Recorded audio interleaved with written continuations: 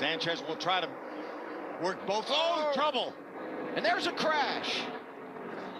Caution is out. The race is over. Trucks up in the air. Nick Sanchez leading when the caution flag came out.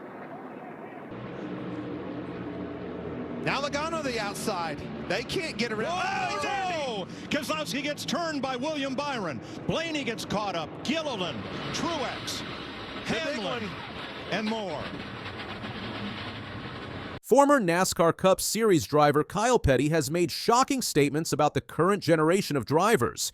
His comments on Kevin Harvick's Happy Hour podcast reveal a scathing assessment of racing culture today. Petty didn't hold back in his criticism of young racers and their approach to the sport. Petty, the son of NASCAR legend Richard the King Petty, brings substantial credibility to this discussion. He competed for nearly 3 decades, from 1979 to 2008, winning 8 Cup Series races, including the prestigious Coca-Cola 600 in 1987. With 829 NASCAR Cup Series races and 173 top 10 finishes under his belt, Petty has witnessed NASCAR's evolution from Generation 1 cars in the 60s to Gen 7 cars in 2025. When Harvick asked about how driver relations have changed through the years, Petty pointed to fundamental differences in mentality. He specifically targeted what he sees as a video game generation of drivers. We see drivers now that grow up on video games, that grow up just crashing something and walking away from it. They don't have to show up on Monday morning at 6 and put it back together. They've got no skin in the game. We see drivers now that grow up on video games, that grow up just crashing something and walking away from it, and they don't have to show up on Monday morning at 6 o'clock and put it back together. They got no skin in it. This comment strikes at the heart of what Petty believes is missing from modern racing consequences. He drew comparisons to past eras when the likelihood of fatalities and limited resources compelled racers to drive more responsibly. Today's abundance of resources has changed that dynamic completely.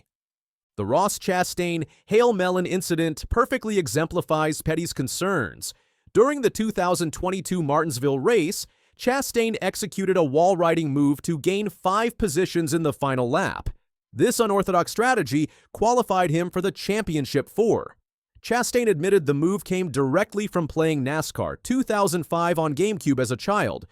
Played a lot of NASCAR 2005 on the GameCube with Chad growing up, and you could get away with it. And I never knew if it would actually work. And I did that when I was 8 years old, and I grabbed 5th gear. I asked off of 2 on the last lap if we needed it, and we did. I couldn't tell who was leading, and I just made the choice. I grabbed 5th gear down the back and full committed. Once I got against the wall, I basically let go of the wheel and just hoped I didn't catch the turn 4 access gate or something crazy, but I was willing to do it. And you could get away with it in the game, and I never knew if it would actually work. I mean, I did that when I was 8 years old. Fellow drivers expressed shock. Martin Truex Jr. recalled seeing Chastain flying through the middle of the corner at what looked like 1,000,000 miles per hour, thinking, "Holy hell, what in the hell is going on up there? That is insane." Kyle Larson initially called the move not cool before moderating his stance. NASCAR eventually banned the maneuver. Petty also criticized how modern drivers handle post-race conflicts. They know when the race is over with. If I wreck you, I can text you, or I can tweet you, or I can have my wife call you. "Kevin, I'm so sorry I got into you and I won the race. I'm sorry." In the game, you know what I mean? And they know when the race is over with, if I wreck you, I can text you, or I can tweet you, Right. or I can have my wife call you, or somebody, Yeah. you know, "Kevin, I'm so sorry that I got into you and I won the race." He contrasted this with previous generations. "You think Cale Yarborough ever called up my dad and said, 'Why, hey, sorry I kicked your ass, bud, sorry'? No, that's what it was about, man. You get somebody a lap down. You keep them a lap down. The goal is to put everybody a lap down. That was the point. It was kill or be eaten. That's the way it was. I'm sorry." Won the race. You know, Right. I'm sorry. You know, you think Cale Yarborough ever called up my dad and said, "Hey, sorry I kicked your ass, bud. Sorry." You know what I mean? No, no. that's what it was about, man. Right. You get somebody a lap down, you keep them a lap down. The goal is to put everybody a lap down. That was the point. It was, kill or be eaten. That's the way it was. I'm sorry. We've This kill or be eaten mentality represents a racing philosophy that's disappeared in today's NASCAR, according to Petty. He believes the sport has lost its competitive edge through a culture of apology and reconciliation via social media. The economic structure of NASCAR bears significant responsibility in Petty's view. He said, "I think for owners, it crossed the line when the money got so big. When you have a team running 36 races and at one time had 30 cars, we almost got to that. The specialized, it's a throwaway.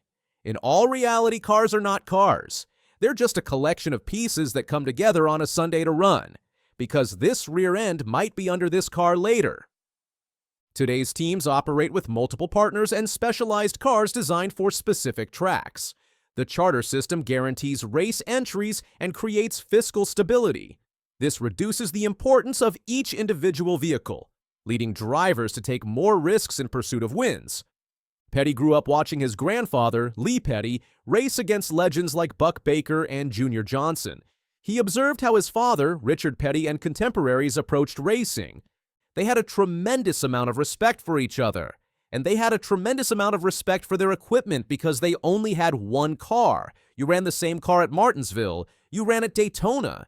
You just had one car. That's what. You would thrash that thing everywhere. Limited resources created natural boundaries. Wrecking your only car could end your season. This reality fostered respect both for competitors and equipment. Modern teams with multiple specialized cars don't face the same constraints. Petty believes the problem begins early in driver development. We've heard all the taglines, "Rubbing is racing," and "Have at it, boys," and "I'd wreck my mama," and all this stuff. Man, you hear that enough when you're 12 or 13, you believe it by the time you get in a car. Whether it's true or not, you believe that. Nobody talks. Nobody starts telling these kids at 12 and 13, respect. Respect your equipment, respect that other driver, and respect his ability. You know what I mean?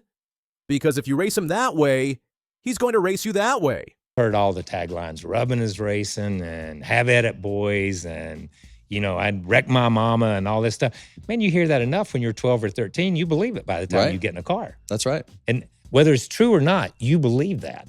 And nobody talks, nobody starts telling these kids at 12 and 13, respect.